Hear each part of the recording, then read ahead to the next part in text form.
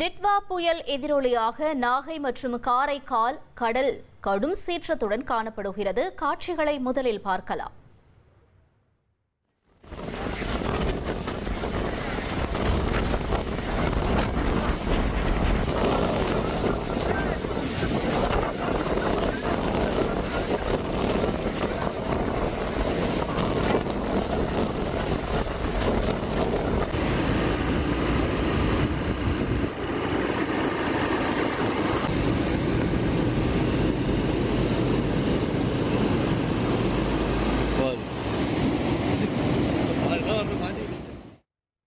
விவரங்களோடு செய்தியாளர் அந்தோணிராஜ் இணைந்திருக்கிறார். அந்தோணிராஜ், வணக்கம். தொடர்ந்து கடல் சீற்றமா காணப்பட்டிருக்கக்கூடிய நிலையில அங்க மீனவர்களுக்கான எச்சரிக்கை விடுக்கப்பட்டிருக்கா? கடலோர பகுதிகளில் மக்கள் யாரும் கூடாத வகையில எச்சரிக்கை விடுக்கப்பட்டிருக்கா? என்ன சூழல் அங்கு? விவரங்களை பதிவு செய்யுங்க. வணக்கம். வங்கக்கடலில் உருவாகியுள்ள டிட்வா புயல் காரணமாக கடல் பகுதியில் காற்றின் வேகம் மணிக்கு 90 கிலோமீட்டர் வேகத்தில் சூறைக்காற்று வீசும் என வானிலை ஆய்வு மையம் தெரிவித்துள்ளது.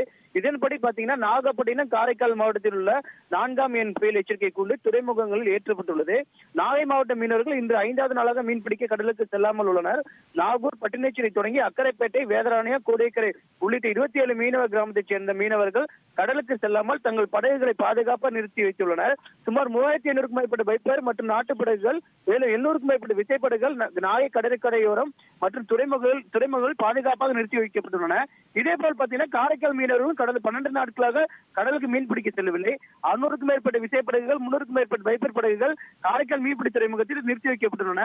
காரைக்கால் மேடு, கிளிஞ்சல்மேடு, பட்டினச்சேரி உள்ளிட்ட 11 மீனவ கிராம பகுதிகளில் படகுகளை மீனவர்கள் நிறுத்தி கடலுக்கு செல்லவில்லை. நாகை, காரைக்கால் பகுதிகளைச் சேர்ந்த 30,000க்கும் மேற்பட்ட மீனவர்கள் கடலுக்கு செல்லாமல் இருந்து வருகின்றனர். இதனால் மீன்பிடி பணிகள் பார்த்தீங்கன்னா முழுமையாக முடங்கியுள்ளன. இதேபோல் நாகை மற்றும் காரைக்கால் கடல் பகுதியில் பலத்த காற்று வீசி கடல் கடும் சீற்றத்துடன் காணப்பட்டு வருகிறது.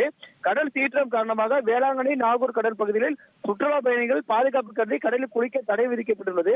இதேபோல் காரைக்கால் கடற்கரை பகுதியில் பொதுமக்களுக்கு அனுமதி மறுக்கப்பட்டுள்ளது. நாகை மாவட்டத்தில் அதிக கனமழை பெய்யும் என்று வானிலை மையம் எச்சரிக்கை விடுத்துள்ள நிலையில் கட்டுப்பாட்டு நிலை திறக்கப்பட்டு அவசர உதவி தொலைபேசி எண்களும் அறிவிக்கப்பட்டுள்ளது. உங்களுடைய தகவல்களுக்கு நன்றி அந்தோணிராஜ்.